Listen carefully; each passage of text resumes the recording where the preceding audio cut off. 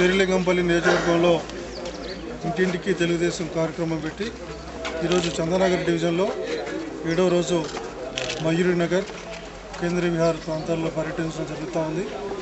మరి ఇక్కడ ఉన్నటువంటి ప్రజా సమస్యలు తెలుసుకుంటూ మరి కాంగ్రెస్ ప్రభుత్వంలో జరుగుతున్నటువంటి అవినీతి కార్యక్రమాలను ప్రజలకు చెబుతూ రాబోయే రోజుల్లో మళ్ళీ తెలుగుదేశం పార్టీని గెలిపించాల్సినటువంటి ఆవశ్యకతను ప్రజలకు తెలియజేస్తూ మరి చంద్రబాబు నాయుడు గారు ముఖ్యమంత్రిగా ఉన్నప్పుడు ఈ హైదరాబాద్ మహానగరం ఏ విధంగా అభివృద్ధి చెందింది, మరి ప్రస్తుత పరిస్థితులు ఎట్లా ఉన్నాయనేది కూడా ప్రజలకు ఎప్పటికప్పుడు వినియోగించుకుంటూ వాళ్ళ యొక్క సమస్యలను ఎప్పటికప్పుడు రాసుకుంటూ రాబోయేటువంటి మేనిఫెస్టోలో ఇక్కడ ఉన్నటువంటి ప్రాబ్లమ్స్ అన్నీ కూడా రాసుకొని మేనిఫెస్టోలో పెట్టి ఎలక్షన్ల తర్వాత మరి రాబోయే ప్రభుత్వంలో తెలుగుదేశం ప్రభుత్వం వచ్చిన వెంటనే కూడా ఈ సమస్యలన్నీ పరిష్కరించడం కోసం మేమందరం కూడా ప్రయత్నం చేస్తూ ఉన్నాం.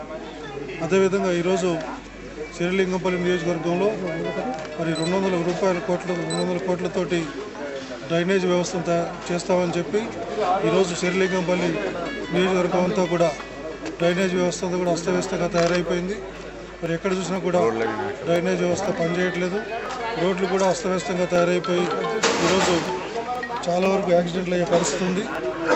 అంతేకాకుండా మరి శానిటరీ చూసినట్లయితే శానిటరీ కూడా సరిగా లేదు. మరి పార్కులు కూడా ఎక్కడ పడితే అక్కడ కబ్జాలకు గురవుతూ ఉన్నాయి. మరి హెచ్ఎండిఏ పరిధిలో ఉన్నటువంటి గుడా వాళ్ళు వేసినటువంటి లేఅవుట్లు కూడా వాళ్ళు ఓపెన్ ప్లేస్గా చూపించినటువంటి ప్లేసులు కూడా అమ్ముకోవడం జరుగుతూ ఉంది.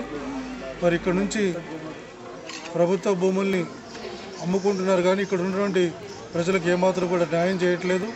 ప్రజలకు సౌకర్యాలు కల్పించడంలో పూర్తిగా ఈ కాంగ్రెస్ ప్రభుత్వం విఫలమైంది. కాబట్టి రాబోయే రోజుల్లో తెలుగుదేశం పార్టీ తరఫున మేమందరం కూడా ఇటువంటి సమస్యలు పరిష్కరించడంలో ముందుండి ఈ సమస్యలను పరిష్కరిస్తామని చెప్పి ఈ సందర్భంగా తెలియజేస్తాం.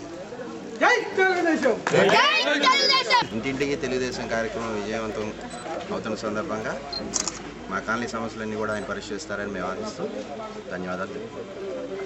ముందు కూడా మా కాలనీకి వచ్చేసి అక్రమ కట్టడాలను ఆపి మాకు చాలా మేలు చేశారు.